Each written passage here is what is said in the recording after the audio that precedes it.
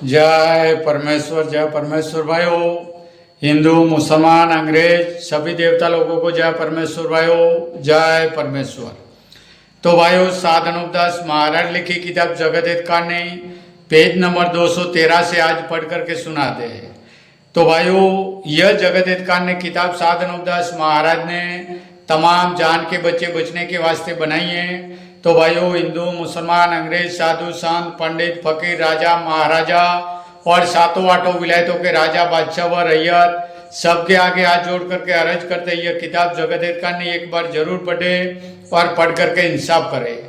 तो भाइयों, यह किताब साधन उपदास महाराज के मुलजी होने के नाते पढ़ करके सभी संसार के लोगों को परमेश्वर के लेके सुनाते, ताकि इस किताब का भाइयों इंसाफ होए तो दुनिया में अमन चैन कायम हो जावे। जय परमेश्वर भाइयों। तो साधन उपदास महाराज ने भाइयों बताया है, जमीन माता जीवता जीव है और जमीन माता भाइयों राक्षसी विद्या के पाप से बीमार है और बिल्कुल दुबली हो गई है। तो जमीन के सहारे कुल जहान पलता है। तो अपनी अपनी औलाद बचने के वास्ते यह किताब जगत हित कहानी पढ़ करके भाइयों बंदोबस्त करे, ताकि दुनिया में अमन चैन कायम हो जाए।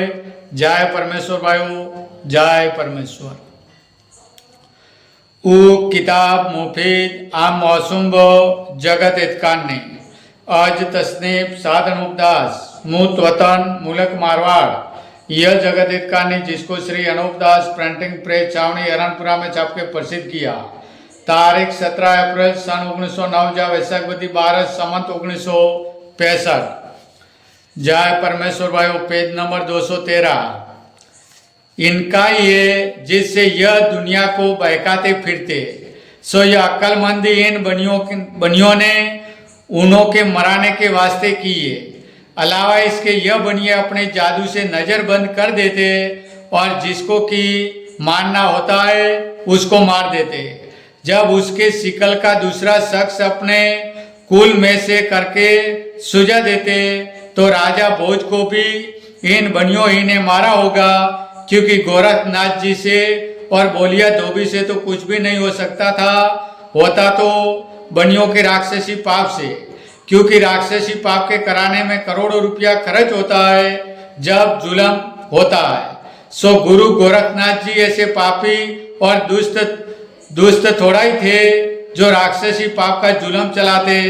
यह तो बनियों ने चलाया है और नाम लोगों के और राजा बादशाहों के और साधु फकीरों के वास्ते मराने के छल करके लगा दिए, क्योंकि खोली में से निकलकर दूसरी खोली में नहीं जा सकता और तमाम बातें झूठी है।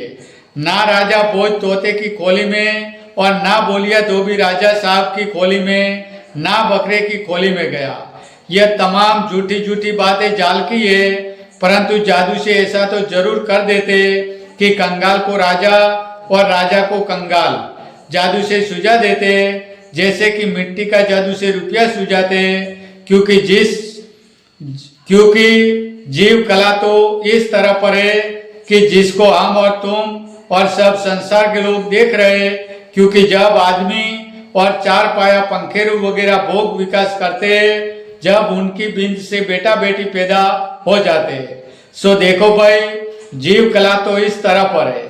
और अलावा इसके जो जड़ वनस्पति वगैरह और रिजक वगैरह है वो भी अपने अपने बीज से पैदा होते हैं। सो इस बात को भी हम और तुम और सब संसार के लोग देख रहे हैं, परंतु बुद्धि राक्षसी पाप से ऐसी भ्रष्ट कर दी है कि जिससे परमेश्वर की कला को भूले हुए सो मालिक की रचना जो है उसको तो बिल्कुल इन बनियों ने अपने राक्षसी पाप से बुद्धि भ्रष्ट करके भुला दी।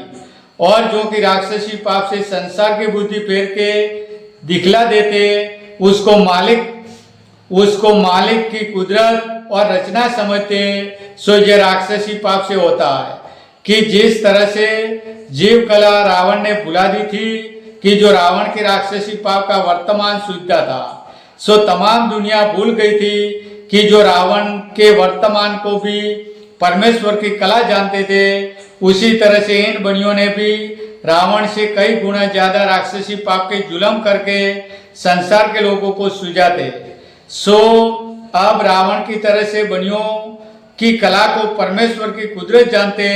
सो भाइयों, यह परमेश्वर की कुदरत नहीं है, यह बनियों का राक्षसी पाप। जय परमेश्वर भाइयों, जय परमेश्वर।